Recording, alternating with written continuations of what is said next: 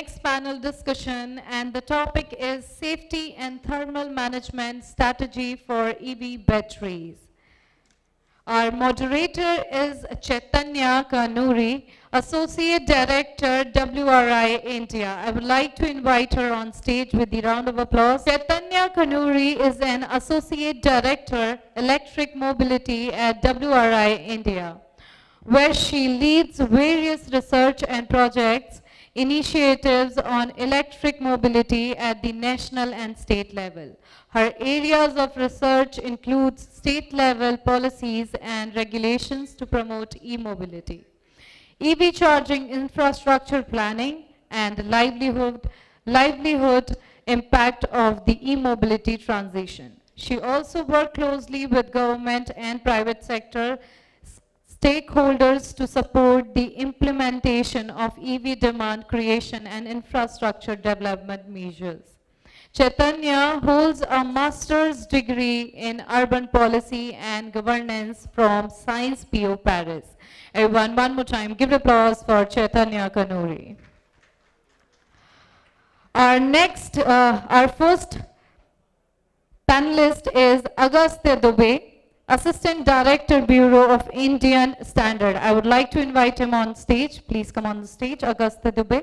Agastya Dubey has been graduated in Mechanical Engineering from IIT Patna. He joined BIS in September 2020. In BIS, he has worked in laboratory activities as in charge of testing section at BIS Guwahati Laboratory and looked after testing of various products for conformity assessment. Currently, he is working at Transport Engineering Department, TED, and is responsible for standardization activity of electric and hybrid vehicle, tires, tubes, rims, and wheels, industrial trucks. Next we have next panelist is Prakash, Head of Vehicle Technology, GreenCell Mobility. So please come on stage and have a seat. Next we have Anant Misra, Vice President, Lithium Business, Livguard. So please come on stage and take your seat. Anant Misra is the Vice President and BU Head for Lithium at Livguard Energy Technology Private Limited.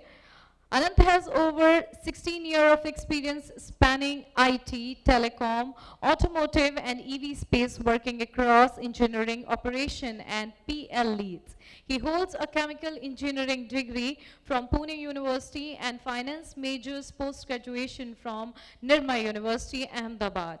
Anant has been working in the EV space from 2016 and has seen the EV evolution over the last couple of years.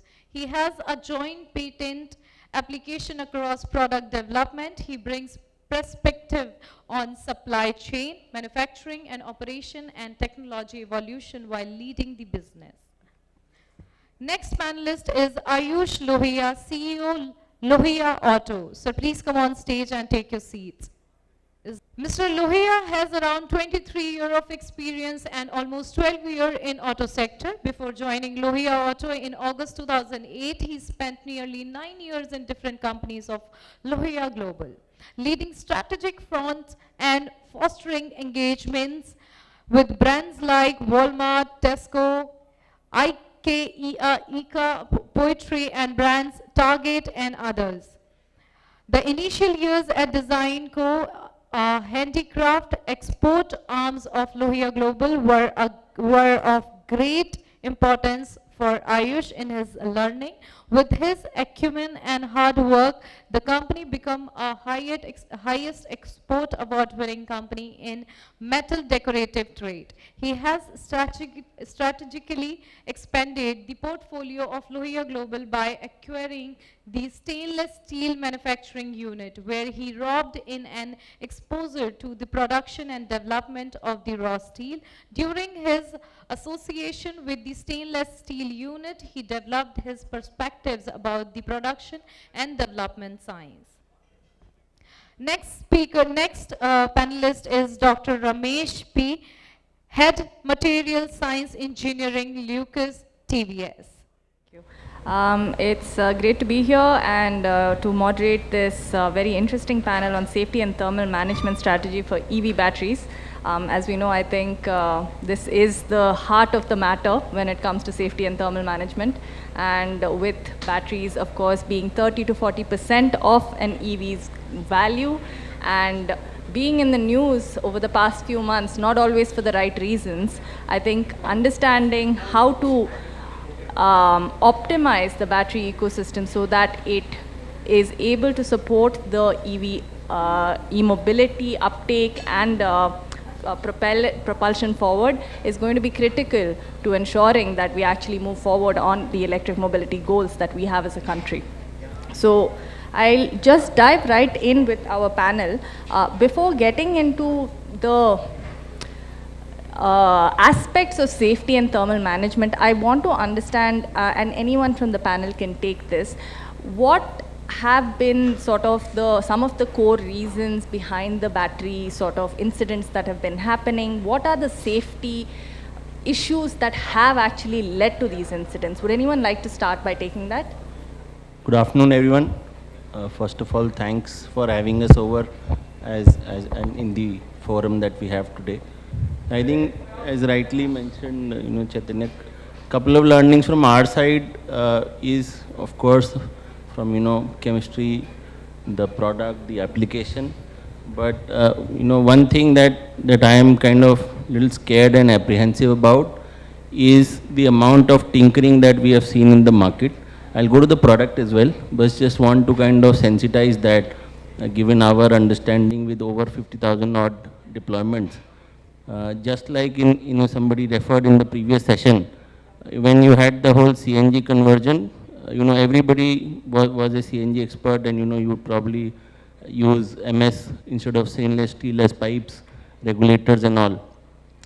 In some of our customer applications, we've actually seen people opening up the batteries and playing around with internal circuitry. So the first thing that we are doing on safety is having tamper-proof screws so that at least we own the safety and not make it open to the consumer. So besides the application part, I think a lot has changed over the last 12 months from both regulatory point of view and otherwise. I think products that are coming out today are far more safe by design. That's credit to the government for pushing all of us to raise our standards. What has I would break it down again into two things. One is inherently you can choose a chemistry which is inherently safer relative for our application, which is LFP. But within NMC also, we've kind of already our packs are submitted for compliance. It calls for a much more, let's say, engineering discussion that happens on the product, and learnings have come through on how a product behaves in case of abuse scenario. And some of the members who spoke before, Saint Gobain, Parker, all of these phase change material, etc., have come up with different ways and means to get strategies. Our main observation is that you have to kind of isolate the heat getting transferred. That's the biggest learning that has come through, and which is where a lot of these products are being used by various members. Thanks, Anant. I think you've touched upon actually a lot of the things we want to talk about through the session today, the standards, the chemistries, and the design considerations. And so starting to lean in towards the solutions that have been emerging as a result of these incidents and as a result of the the maturation of the market as it happens. Maybe I could go to Agastya at this point. So on the standard side, in response to some of these incidents, we know there's been a lot of movement at BIS. What role, first of all, does BIS and other regulatory authorities, what role would they play in actually ensuring a safer ecosystem? Yeah, so since morning we are discussing that. Since morning we are discussing about standards, that standard is important for the safety of vehicle. So standard is not important only for the vehicle, it is important for everything. So if I talk about BIS, so BIS is developing standards to ensure the safety of vehicle. We have developed the standard on lithium-ion, we have developed the standard on traction motor, we have developed the standard on charging station, charger, And we are in the process of development of standards on powertrain and rechargeable electrical energy storage system. So that is in the process. And if we talk about the other regulatory body, so like MORTH have made it mandatory that every battery should be certified as per EIS 38 and EIS 156. So this is what has been done till now. And on the battery specifically, can you speak a little bit more to the standards and what, how they've been strengthened to actually respond to some of the issues? So regarding the performance testing of lithium-ion traction battery, we have developed one standard, that is IS 17855. That is mainly for the manufacturer, and it enables the manufacturer to choose the right quality of battery that they can use in the vehicle. And regarding the safety, we are in the process of development of two standards. So basically those two standards will be adoption of AIS 38 and AIS 156. And we had a meeting in last month. In that meeting we also decided to discuss about UL standard. I don't remember the number of UL standard, but some of you might be knowing about UL standard that MHI recently issued a guideline, and in that guideline they also notified about that standard 164. Yeah. So that standard is notified under the MHI guideline. So right now we are in the discussion process, and we will be developing a standard on the safety requirement of battery that will cover AIS 156. It may also cover some portion from the UL standards. Great, thank you so much. And now moving to Dr. Ramesh, from the battery chemistry's point of view, that always also comes up as another key issue when we're talking with respect to India's climate. What sort of commercially viable chemistries today do you think are, I mean the ones that are actually in the market, are they all appropriate for India's ecosystem? We'll also come to alternate chemistries, but first want to focus on the ones that are in the market. Are they appropriate, and do they have different strengths and use cases that they should be used for? Yeah, thank you. I'm from Locust TVS. I've been working for lithium-ion cell chemistry, particularly for last 3 years for our upcoming lithium-ion cell project under the trade name of TVS India, which you can see in the right side. As per our studies, we have studied the application side, we have studied the market, we studied enormously on the various technology available around the world, and considering the Indian climatic conditions, though the application specific, we prefer to go with the LFP in first place, this obviously. But then certain application we cannot go with LFP because of the high energy requirement and the C rate, fast charging, so on. So considering the temperature criticality and the energy density requirement, the C rate, all that, probably one has to choose based on the application. Not only the chemistry, also the electrolyte is very particular. While we are all talking about the thermal management is only the second stage of the lithium-ion cell. The source is the potential, the thermal events happening from the cell. So we need to concentrate more on the cell side, then come to the next stage of the battery pack and thermal management, so on. So choosing the right cell, not only the right cell, the right chemistry, not only the right chemistry of the CAM material, also the electrolyte is a very critical for Indian environmental condition, and the people very meticulously work on that cell level, understanding the chemistry and the electrolyte and the working mechanism and the temperature capability, all that. So considering this Indian scenario, the three-wheeler and energy storage application, we would choose LFP, and the NMC chemistry, either it's starting from 111 to 811. Depends upon the specific model. Maybe two-wheeler application, we have another choice, we have to go NMC, probably with all the thermal management requirement. Thank you.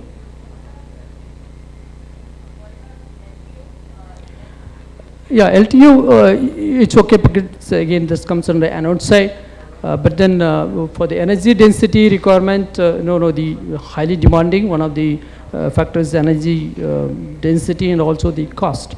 So considering this, we have to optimize somewhere, we have to do some trade-off. In that situation, I don't think LTU plays a role in particularly for two-wheeler, three-wheeler, maybe the four-wheeler, another application could be okay. All right, great. So maybe as a quick follow-up to that, in terms of alternate chemistries, we're hearing a lot about sodium air, zinc air.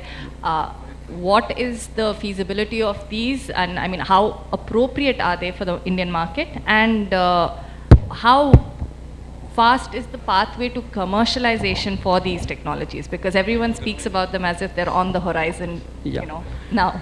So in the lithium-ion itself, if India is concerned, we just leapfrogging it. It takes longer time for us to understand what's going on in lithium-ion itself.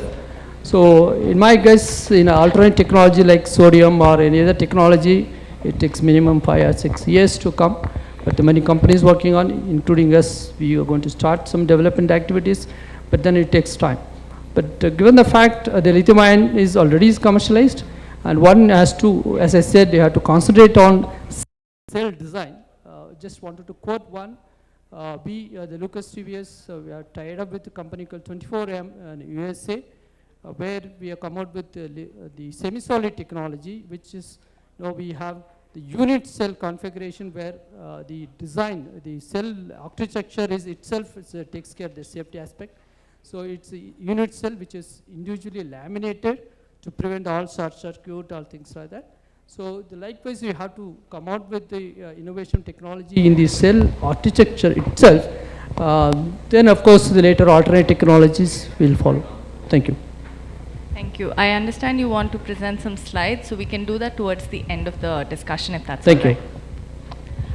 Now moving, so sort of slowly making our way outwards, right? We first spoke about the battery chemistries of the cell at the cell level. Now moving to the pack level design considerations.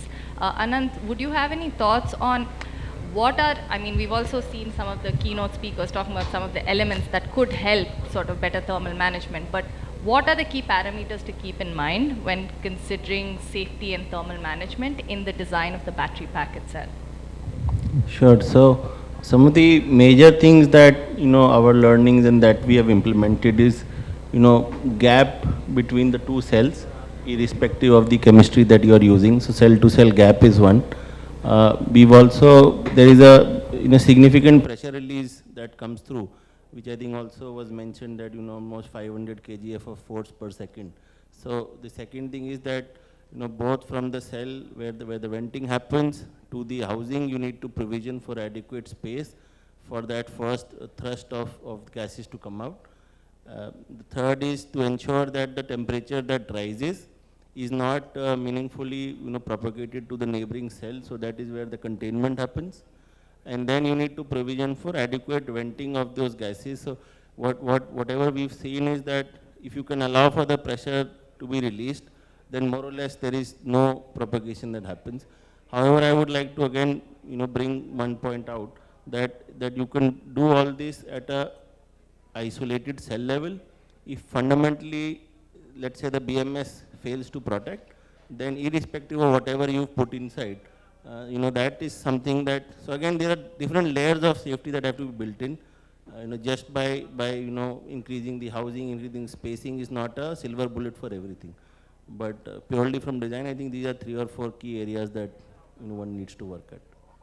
And beyond the design, do you think there's also something to be said for the transport and the handling and the storage and sort of the whole supply chain? Yeah. I think I started off from that on how the application usage has happened, because we have seen a fair amount of abuse on the product.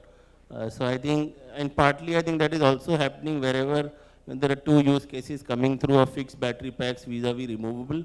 And in fixed battery packs, the abuses are much lesser. They are more tightly integrated on the vehicle. But wherever we have provision for removable battery packs, we've seen enough and more honestly on our products. And we are trying to mitigate that proactively by having that in design. But I think some sense of awareness will need to be built as a ecosystem by all of us, that it cannot just be treated as any product to be thrown around. Thank you. I'll also tell you in e-rickshaw specifically, so some of the one use case where people are charging the battery as a service, right? So you have to pay for it on a daily basis. To avoid the next day's 100 rupees, the gentleman puts a lead acid charger for a lithium battery, right? And obviously all this will get mitigated with the new standards where authentication and all this is coming through. But people are trying to get creative also as the new business models are emerging. Right. Yeah. No, that's that's a good illustration. Thank you. And so with that, actually, let's move to the application side. So we all have one OEM with us, vehicle OEM, and we have a fleet operator as well. So starting with you, Ayush, from the vehicle OEM point of view, what are the considerations you keep in mind when you're looking at sort of sourcing the right battery and the right partners for your products? So, first of all, good evening, everyone. Good to see your patience since morning on the same subject. So, coming back to your question, as of now, when we identify a product, because as a OEM, we need to focus on each and every key component, whether it starts from as big as a battery pack to as small as the levers or the braking system. We need to be very clear what kind of expectation we have from the product and what kind of life cycle we expect from the product. There all the question starts in identifying the right partner, identifying the product, and the need on what specs we need to define that product. So that's how we dig on detail. SOR has to be created and then come to a conclusion what kind of specs vendor, and then the commercials, definitely, because India being a very sensitive, price sensitive market, we need to be within the span or within a price range where it is affordable to the customer. So those kind of parameters are definitely evaluated, and then we shortlist a vendor with whom, or initial stage 2 to 3 vendors are shortlisted, and then we work with them. Right. And with these increased standards and regulations that are coming in, is there any tension for OEMs, especially in price sensitive segments, on sort of how to balance that affordability on the consumer end and also comply on this end? So there's one challenge we as an OEM we are facing from last, I am in this electric vehicle industry for almost 14 years now. We have seen the changes which are followed in an IC vehicle segment. The major difference what we have seen over a period in electric vehicle is everything is implemented in a very short span of time. We want to do much bigger thing in a very small period of time. That hampers the complete ball game of the vehicle. If you see in IC vehicle, because I have been into IC vehicles since 2012 till 2020, we have seen we always get a time period of minimum a year to as high as 5 years when it comes to emission standards need to be placed and everything has to be in place. When it goes to a safety standard change like SRS, airbag and all those things, the IC vehicle industry gets almost somewhere as high as 2 years time period. But when it comes to electric vehicle, everyone wants things to happen immediately. That stops everything. Frankly, from my perspective, once the homologation or new norms comes into kicks off, we have to either obey that or just don't get into the product category which is affecting that norm. So I'll be very openly and candid on that format. We didn't sell lithium-ion much numbers because 156 kicked in, the time period got to adapt to those changes are very less. We can't adopt, so we only followed the lead acid vehicle segment. We didn't get into lithium much. So those kind of challenges comes up very frequently in electric vehicle segment, and it is not from now, it is since 2008 when I have been into this industry. Multiple changes. Initially we started lead acid batteries, then we came up with e-rickshaws as a norm where there was no norm in Motor Vehicle Act, and the complete amendment was made thanks to the government who was proactive in that nature, and they took within a span of 6 months. In fact, one of the colleague who helped us, Ms. Vijanta is here, who helped us formulated that strategy, and we were able to come up with the e-rickshaw norm, which was plying on India roads without any norm and standardization. So those kind of challenges we have been facing, and then over and above comes the price challenge. Being India to price sensitive market, everything impacts price. If you follow that, you will be out of the segment or you will be out of the lead, and something which if you don't follow, you are not in line. So normally we avoid those segments wherever we face those challenges. Thank you. And I want to ask you one more thing, but before that, I'd like to quickly switch back to Agastya once, maybe to respond to that.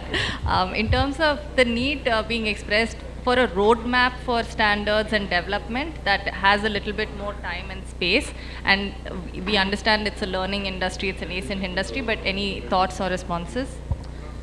So basically, regarding a roadmap, we discuss the subject and we decide the subject for standardization based on the importance.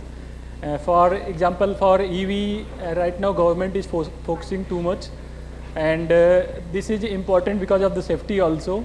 So if we think that right now we don't need the standard and we should take time, so that will not be a better way and approach for the further development, because safety is involved here.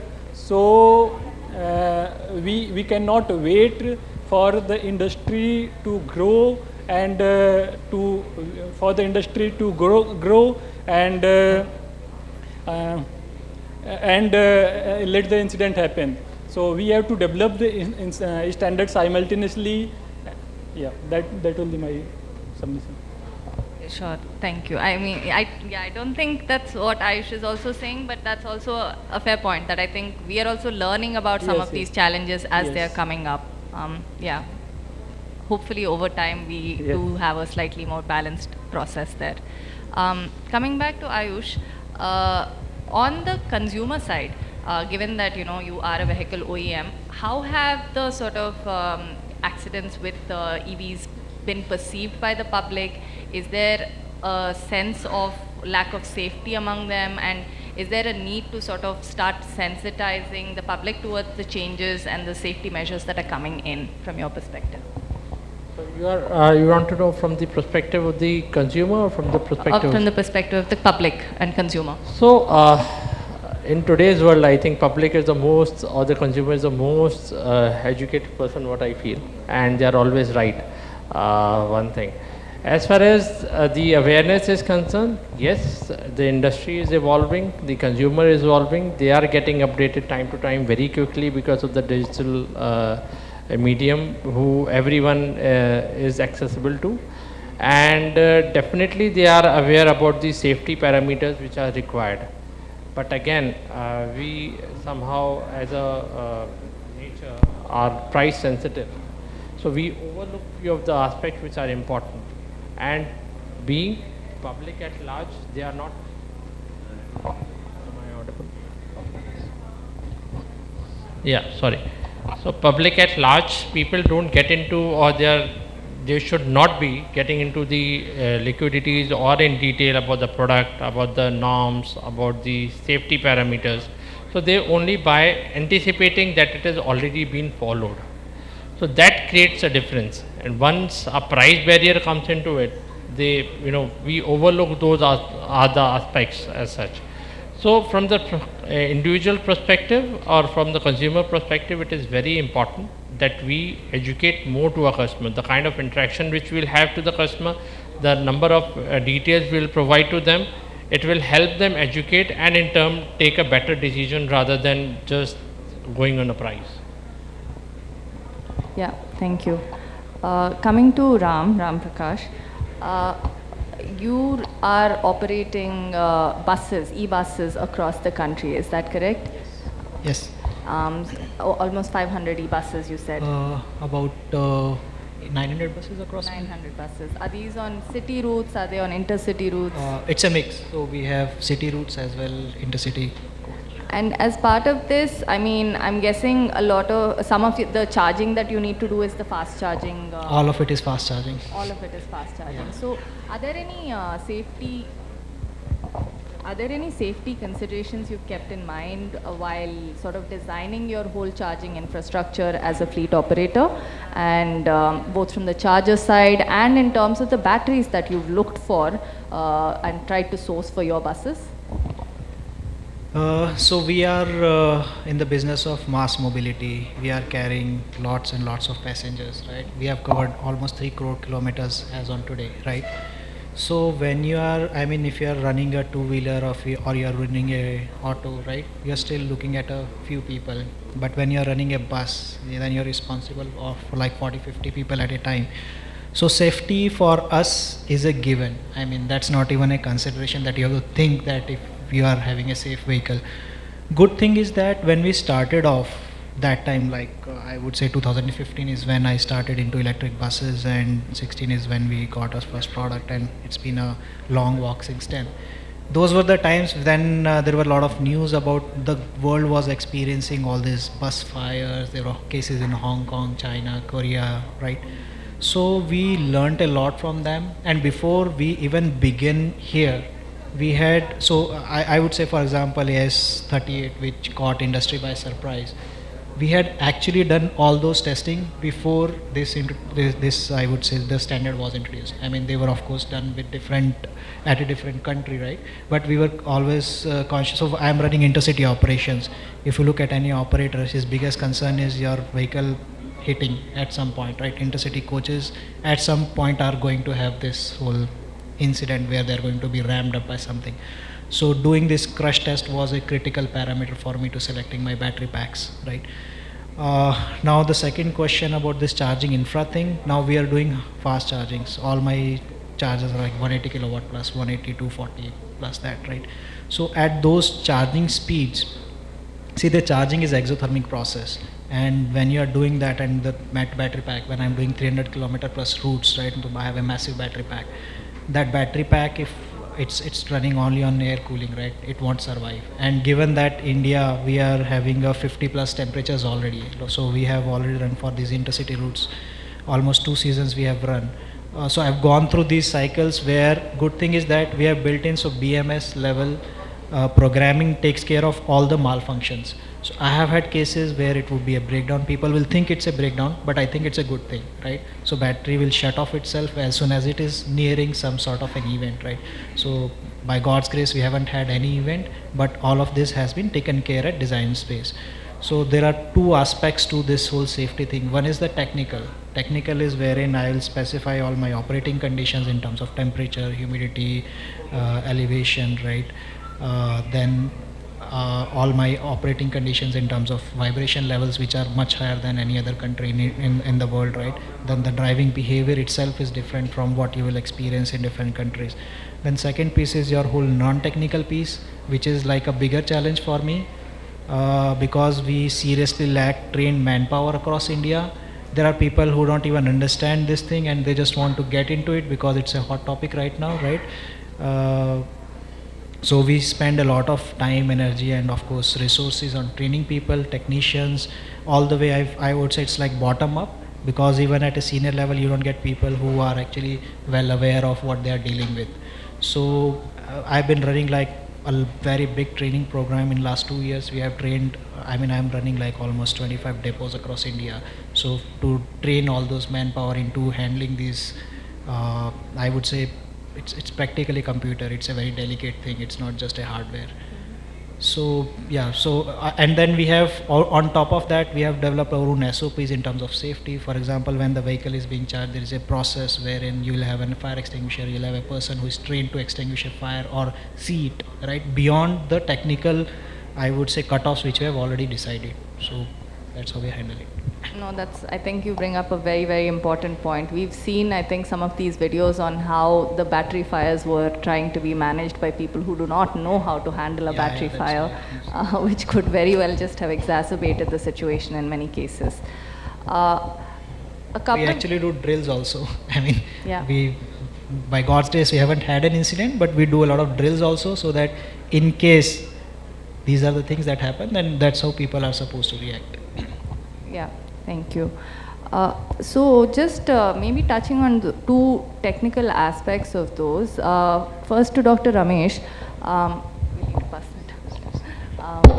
On the need for, like, on the demand for faster charging and higher C rates, and I mean, some industry partners now coming up with 10 C rates or whatever batteries. I mean, are there any considerations, concerns around that? Is that something that is going to be commercially fully operable? I know it's already happening in some cases. Is it the future? Yeah, the fast charging is, we cannot avoid. The customer started asking for charge. End consumer, in particularly end consumer, no more wanted to wait for 3-hour charge or 4-hour charge for when you drive the two-wheeler. In Indian scenario, the two-wheeler is, it requires so much of power, and the people use it as a power bike rather than the commuting.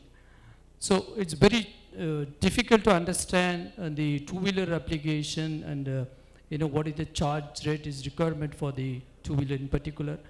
But the fast charging is, when we start the project, we said fast charging, why do you need a fast charge? But over period, when you try to understand the market, try to understand the customer need, then we realize that yes, there is a need for the fast charge. But to develop the fast charge, to offer the fast charge rather, we need to get into a cell level. Whether the market today, whatever the cell is available in the market, whether able to take the fast charge. Whether it's a fast charge is up to what level? Whether it goes to 80% DOD, or 100% DOD, or 10% DOD, 20% DOD. That's the relation we should play around. People who claim that fast charge, they will not go up to 80%. They may go up to 60% fast charge, then they'll go for the normal mode. That's only possible. Then what is the best electrolyte which is able to transport inside your the electrode? So that's also so important. So just simply offering a fast charge is very difficult, and we need to work so much of research on it, understand the chemistry, understand the electrode mechanism, understand the transport, and we can offer it. But fast charging is going to be reality, no other choice. For two-wheelers upwards. Yes.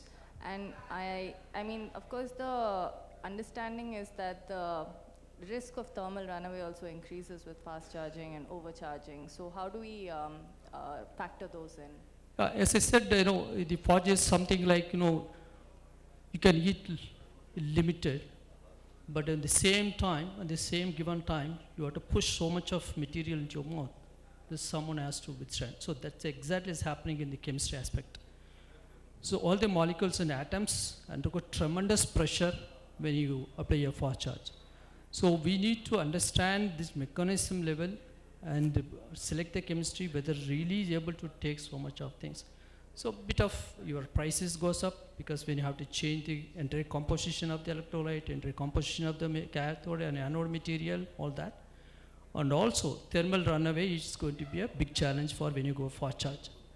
So we have to balance somewhere, have to offer fast charge and also have to take care on the price.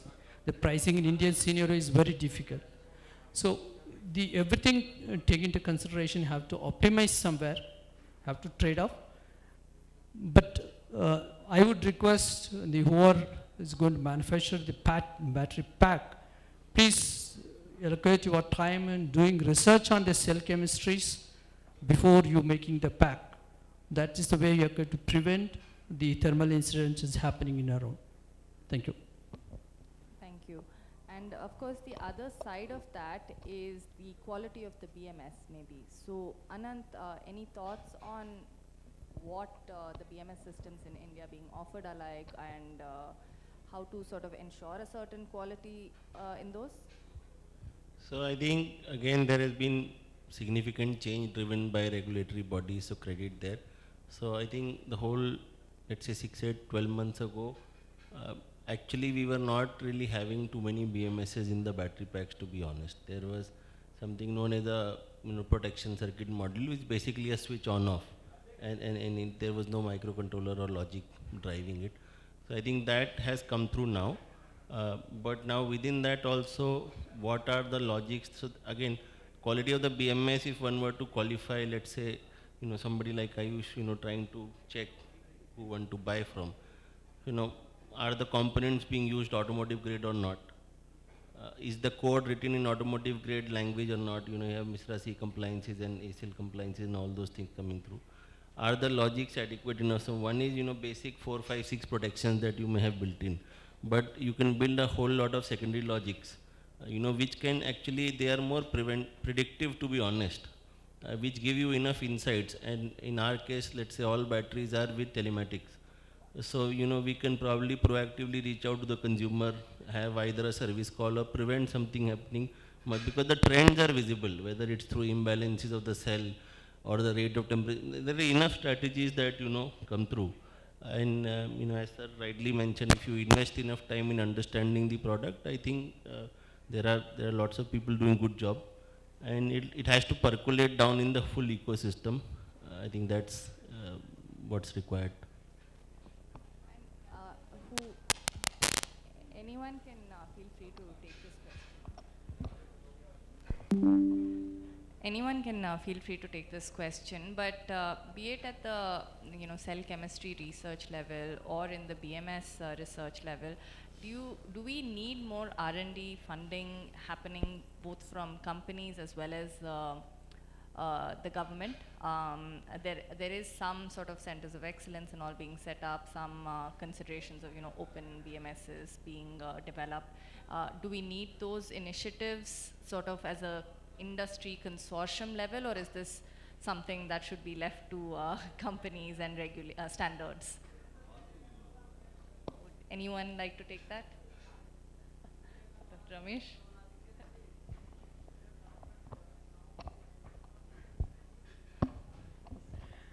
Yeah. So I understand correctly, if you're looking for government support or industry that they develop their own. As far as the BMS is concerned, it is the heart of the battery. Everyone wanted to keep themselves. That's the technology know-how. And every company, whoever is going to be in the business, they wanted to do it themselves, or they have a very tight collaboration with each other.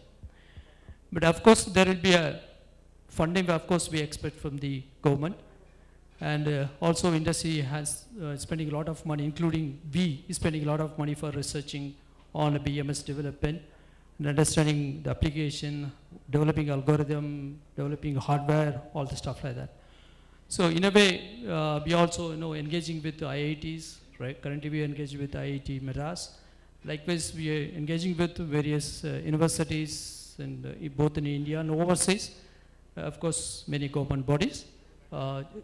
Together we have to develop the ecosystem. A lot of funding, either way it's happening. Thank you. Great. Am I audible?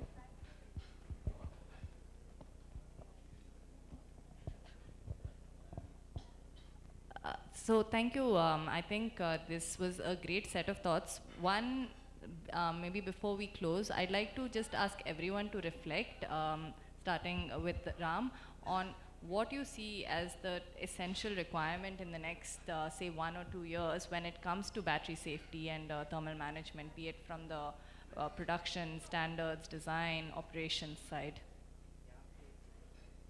Thanks. Right. So, if you take my personal perspective, then safety is actually a given. We don't think that we should. I mean, it should be inherent to the product, right? But then most of us are engineers, and we do whatever is the basic threshold to deploy your product, right? So I think it will keep on going. There was this question on the battery fires and the incidents that have happened, right? So my feeling is that most of it happened due to negligence, right? Negligence in the sense that people were not aware of what they were dealing with. Once they know what they are dealing with and what can happen, right? And what are the precautions that needs to be taken. So for example, lead acid battery, if you look at, it's also equally dangerous. But now that people have learned to handle it over time, people handle it flawlessly. There are minor incidents happening here and there, but people have learned to handle it. automobiles we drive in, right, if they are not driven properly, then of course they can also cause incidents. So one is the training and learning part of it that we needs to do as a industry, right? And the new test standards that have been, I would say, mandated, they cover a lot of, I would say, destructive safety aspects of the whole battery pack. So that should save us from, I mean, they should force manufacturers to build certain safety features in the pack so that they are safe to a level. But if we regulate too much, then actually it stifles the innovation. So regulation till safety level is good, but if it goes beyond too much, then we may look at certain other complications. Thanks. So the main takeaway I'm getting there is the training, I think, and improving sort of that base of knowledge also among all the users at various levels of the value chain. Thank you. So battery space, what I think is still a starting point. Lot of changes is going to happen, whether in the form of the cell itself, then evolving the battery pack in a whole format, whether from a thermal point of view, usage point of view. The expectation of the customer is still, they want to compare apple to apple with that of IC. If you want to have if they are owning a IC vehicle, they expect that the battery should also behave, or they should refuel it by way of fast charging or by way of swapping in a quick format, like 2 minutes, 3 minutes. So that is the expectation of a customer. So we need to fulfill the customer need. Definitely evolution will happen, whether on the battery pack level, the cell level, with the new technology and everything, and we have to evolve and keep ourselves updated. So that is my take going forward. So I think for me maybe couple of things.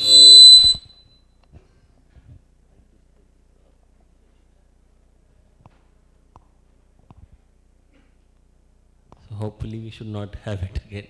So couple of things that one could look at. One, I think like in automotive we have rating systems of safety of cars, right? And now that every time it is being used by OEMs to define whether I am safe or not. So something at a product level, if you can, we can come up with a rating standard which automatically kind of tempts the consumer to figure out and decide who he wants to go with, could be one aspect. Driven by let's say government body or let's say BIS based rating, that could be one. Second, I think from a safety perspective, maybe we could go one level down. So battery, see eventually what happens is the cell is the one which explodes and everything is on the pack maker. But eventually it's a system that is working together, right? So maybe if we can have more standards on component level also, whether it's through communication or charger or BMS or system integration. Half the vehicles today are not having any sort of VCU, right? So battery is left on its own to manage itself and also run the vehicle, right? So if we can come up with, some of those things at one level down also, I think those two things could help a lot to kind of making the whole ecosystem better off. Okay, I would like to add two things here. So first, I would like to reply from standardization perspective. If we see, then today we have a limited number of standards on battery, standards on motor, standard on charger. But we in electric vehicle, there are lots of components. So as sir rightly pointed out, that we should go for standardization of most of the components. And if I say, then the most significant challenge is that industry don't come forward for the development of standards. They feel the standard or a regulation is like hurdle to them. It is not a hurdle. It is like a facilitation process. So my humble submission and my humble request will be from the audience that they should come forward and they should propose the subject to the BIS and for the development of best quality of standard. That is one submission. And secondly, most of the incident also happened because of the negligence of OEM. For example, when the vehicle is sold in the market, OEM don't pay much attention. So if OEM start paying attention to in-service vehicle also, and the consumer service their vehicle at only authorized center. So I think the incident can be mitigated. I think the India, just started entering into all application at a time. Two-wheeler, three-wheeler, four-wheeler, and whatnot. Everywhere you could start it. But we do not have the real-life quality data from the field for government bodies to frame out the real standard or the safety standard. Whatever said and done today, those standards are not valid for tomorrow because the application changing, the technologies keep changing, and everything is changing. I think we need to, from industry side, have to generate the quality data, real life quality data, give the feedback to the BIS or whoever the regulatory bodies to frame up. I think safety standard is evolving standards. It takes another 5 years for us to come out with firm standards for Indian condition. That's what my own feeling. Thank you. Yeah. No, this is about what we are talking about, the how to improve this safety in the cell level architecture. So one of the example which I shown here is, as said, we are into technical tie-up with the company called 24M in USA for the unit cell configuration. So as you see this image, our cell is, the pouch cell, which is having a unit cell configuration, as shown in the image in the right side, which is having, see this, so this is, which is having a single cell, and it will be laminated with a PET film. It gives an advantage of, there is no migration of cathode anode material, and also the cell to cell short circuit, everything is eliminated totally, and you have very good sealing efficiency, including with the separator, so there is no deformation, which is typically happening in the conventional cell. The misalignment of separator, misalignment of anode and cathode, it is causing the major issue of the thermal event what happen. So in this technology, we could able to address all that, and we also we have so-called this semi-solid technology. We don't use any solvent, the hazardous solvent like NMP, which is being used in conventional technology. Instead, we pre-mix the electrolyte with the CAM or anode material, and the calendar, just you cast it, we call it as a casting instead of a coating over the current collector, which is enable us to make a single cell architecture, which can, as is shown here, the highest safety as an data available across the globe. And the key benefit to the customer is improved safety and high energy density and higher recyclability, as we don't use here binder, which is typically used in the conventional cell. We totally eliminate binder and the solvent. Since we are not using the binder, our CAM and anode material directly recyclable, which gives benefit to the customer after end of this life. We remove the electrode and directly we can take the cathode anode material separately. Of course, little purification, we can use it directly without any modification. This is another advantage which gives our technology. And we are going to come out with the cell and the battery pack, both in the gigafactory scale in Chennai. By 2024 and 2025, our operation will be on. Thank you very much.